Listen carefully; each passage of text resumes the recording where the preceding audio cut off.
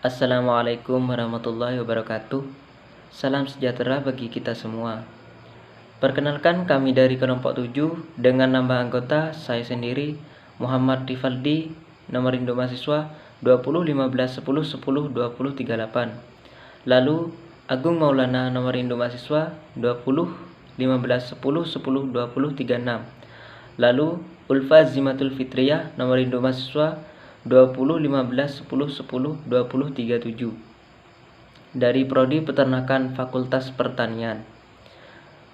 Pada hari ini kami akan menayangkan hasil presentasi yang telah kami buat dengan tema Pancasila sebagai Ideologi Negara. Pada saat kami presentasi, Anda diharapkan memfokuskan mata terhadap presentasi yang kami sampaikan. Ketika ada hal yang kurang jelas atau kurang dimengerti, Anda dapat menanyakan kepada kami pada saat akhir presentasi. Dan sebelum mengawali presentasi kali ini, marilah kita berdoa menurut agama dan kepercayaan masing-masing secara bersama. Berdoa dipersilahkan. Berdoa selesai. Baik, kami akan memulai presentasi pada materi yang pertama, yaitu apa itu ideologi. Ideologi berasal dari kata ideo, artinya cita-cita, gagasan, konsep, pengertian dasar, cita-cita. Dan logi berarti pengetahuan, ilmu, dan paham. Ideologi berisi seperangkat nilai, di mana nilai-nilai itu menjadi cita-citanya atau manusia bekerja dan bertindak untuk mencapai nilai-nilai tersebut. Ideologi yang pada mulanya berisi seperangkat gagasan dan cita-cita berkembang secara luas menjadi suatu paham mengenai seperangkat nilai atau pemikiran yang dipegang oleh seseorang atau sekelompok orang untuk menjadi pegangan hidup. Ideologi merupakan seperangkat sistem yang diyakini sebagai warga negara dalam kehidupan bermasyarakat, berbangsa, dan bernegara. Baik, saya akan menjelaskan mengenai Pancasila dan ideologi dunia. Di sini saya akan menerangkan 3 ideologi dunia yang pernah masuk ke Indonesia dan apa keterkaitan ideologi tersebut dengan Pancasila. Yang pertama, Pancasila dan komunisme. Pada periode 1945 hingga 1950, kedudukan Pancasila sebagai dasar negara sudah kuat. Tetapi ada beberapa faktor internal dan eksternal yang memberikan suasana sendiri bagi Pancasila. Dan faktor eksternal itu sendiri adalah mendorong bangsa Indonesia untuk memfokuskan diri terhadap agresi asing, apakah pihak sekutu atau nica yang merasa masih memiliki Indonesia sebagai jajahannya. Dan faktor internal selanjutnya adalah terjadi pergumulan yang sudah merongrong Pancasila sebagai dasar negara untuk diarahkan ke ideologi tertentu, yakni pemberontakan PKI yang ingin menggunakan NKRI menjadi negara komunis dan gerakan DITII yang akan mengubah RI menjadi negara Islam. Tentunya gerakan dan pemberontakan keduanya sangat berseberangan. Dan selanjutnya dikeluarkanlah dekret presiden pada tanggal 5 Juli oleh Presiden Soekarno, yang bagian dari isinya adalah untuk kembali ke Undang-Undang 1945, berarti kembali ke Pancasila. Menurut Dr. Johannes Laimana bahwa harus ada usaha-usaha yang lebih keras untuk meningkatkan kemakmuran di pedesaan. Adapun cara lain untuk memberantas komunisme adalah mempelajari dengan seksama ajaran-ajaran komunisme itu. Karena bagi orang Kristen, ajaran tersebut tidak sesuai dengan ajaran mereka dan menyesatkan karena bertentangan. Ajaran komunisme tidak pernah diterima di Indonesia karena sangat bertentangan dengan falsafah kehidupan bangsa Indonesia. Karena lazimnya komunisme bersifat ateis yang menolak agama atau anti Tuhan dalam suatu negara. Sedangkan negara Indonesia sebagai negara yang berdasarkan atas ketuhanan yang Maha Esa.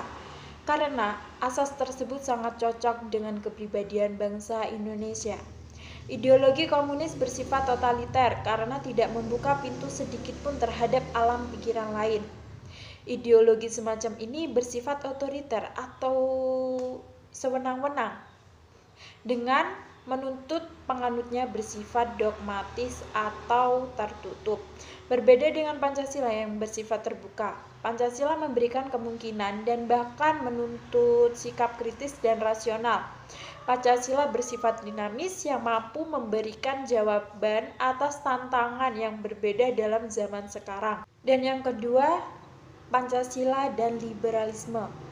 Pada periode 1950 hingga 1959 disebut periode pemerintahan demokrasi liberal karena sistem parlementer dengan banyak partai politik memberi nuansa baru sebagaimana terjadi di dunia barat.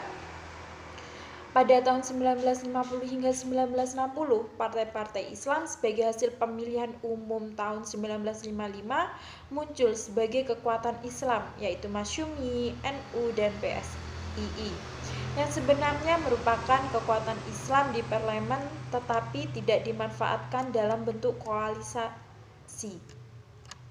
Meski PKI menduduki 4 besar dalam pemilu tahun 1955, tetapi secara ideologis belum merapat pada pemerintah. Mengenai Pancasila itu dalam posisi yang tidak ada perubahan. Artinya Pancasila adalah dasar negara Republik Indonesia meski dengan Konstitusi 1950. Indonesia sangat tidak menerima liberalisme dikarenakan individualisme barat yang mengutamakan kebebasan makhluknya. Sedangkan ideologi yang kita anut memandang manusia sebagai individu dan sekaligus makhluk sosial. Menurut pendapat Kailan, negara liberal memberi kebebasan kepada warganya untuk memeluk agama dan menjalankan ibadah sesuai dengan agamanya masing-masing. Namun dalam negara liberal diberikan kebebasan warganya untuk menilai dan mengkritik suatu agama. Berdasarkan pandangan tersebut bahwa negara liberal sangat membedakan antara negara yang beragama dan sekuler. Jadi pandangan tersebut sangat berbeda dengan Pancasila, yakni dengan rumusan ketuhanan yang Maha Esa, yang khas dan sudah melekat pada rakyat Indonesia, yakni bukan merupakan negara sekuler atau negara pembeda antara agama dan negara. Baik, selanjutnya saya akan menjelaskan tentang Pancasila dan agama. Pancasila yang di dalamnya terkandung dasar filsafat hubungan negara dan merupakan karya besar bangsa Indonesia melalui The Founding Father Negara Republik Indonesia.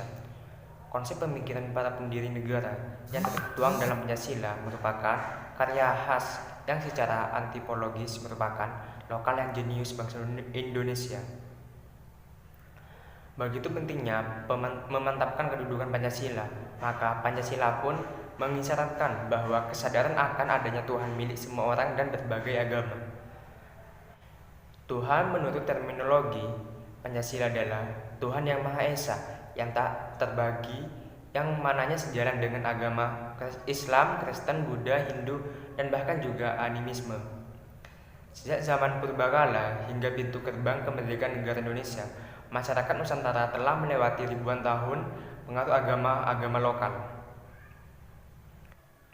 Dalam buku Sutasoma, karangan Empu Tantular dijumpai kalimat yang kemudian dikenal Bhinneka Tunggal Ika. Sebenarnya dalam kalimat tersebut secara lengkap tersembunyi Bhinneka Tunggal Ika Tanhana Dharma Mangruwa, artinya walaupun berbeda satu jua adanya, sebab tidak ada agama yang mempunyai tujuan yang berbeda. Kuatnya faham keagamaan dan formasi kebangsaan Indonesia membuat arus besar pendiri bangsa Indonesia tidak dapat membayangkan orang publik hampa Tuhan.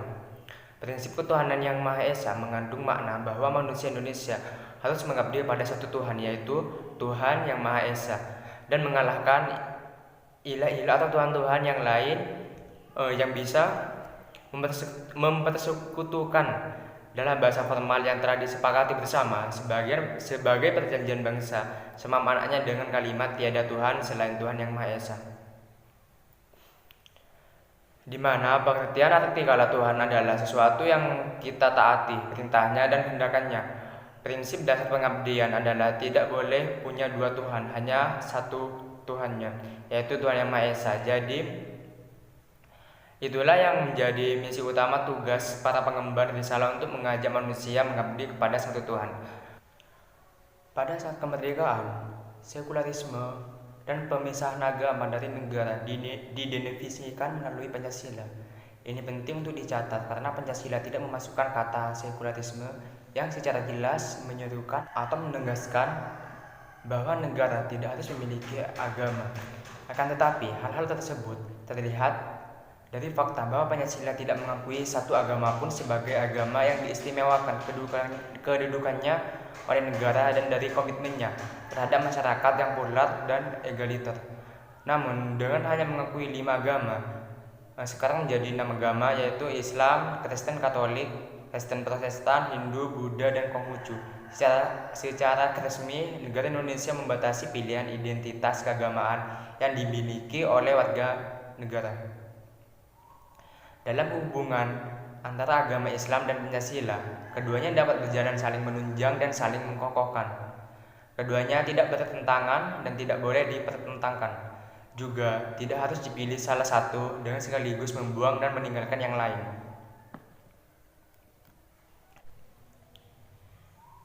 Agama dapat mendorong aplikasi nilai-nilai Pancasila, begitu pula Pancasila memberikan ruang gerak yang seluas-luasnya terhadap usaha-usaha peningkatan pemahaman, penghayatan, pengamalan agama. Abdurrahman Wahid atau Gus Dur pun menjelaskan bahwa sudah tidak relevan lagi untuk melihat apakah nilai-nilai dasar itu ditarik oleh Pancasila dan agama dalam kepercayaan terhadap Tuhan Yang Maha Esa. Karena ajaran agama juga menjadi referensi umum bagi Pancasila dan agama-agama harus memperhitungkan eksistensi Pancasila sebagai polisi lalu lintas yang akan menjamin semua pihak dapat menggunakan jalan raya kehidupan bangsa tanpa terkecuali. Moral Pancasila bersifat rasional, objektif, dan universal dalam arti berlaku bagi seluruh bangsa Indonesia. Moral Pancasila juga terdapat di sebuah otonom karena nilai-nilai tidak mendapat mengatur dari luar hakikat manusia Indonesia dan dapat dipertanggungjawabkan secara filosofis karena tidak dapat pula diletakkan adanya bantuan dari nilai-nilai agama, adat, dan budaya karena secara faktor nilai-nilai Pancasila berasal dari agama-agama serta budaya manusia Indonesia. Hanya saja nilai-nilai yang hidup tersebut tidak menentukan dasar-dasar Pancasila, tetapi memberikan bantuan dan memperkuat. Sebelum kami mengakhiri presentasi, kami akan membuka sesi pertanyaan terlebih dahulu untuk Anda. Jika ada yang ingin ditanyakan, silakan angkat tangan, sebutkan nama dan asalnya. Sekian presentasi dari kami. Terima kasih atas ketenangan Anda dalam mengikuti presentasi kali ini. Semoga dengan presentasi ini dapat menambah wawasan Anda, dan apabila ada tutur kata kami yang kurang berkenan di hati Anda, mohon untuk dimaafkan. Selamat siang dan sampai jumpa. Wassalamualaikum warahmatullahi wabarakatuh.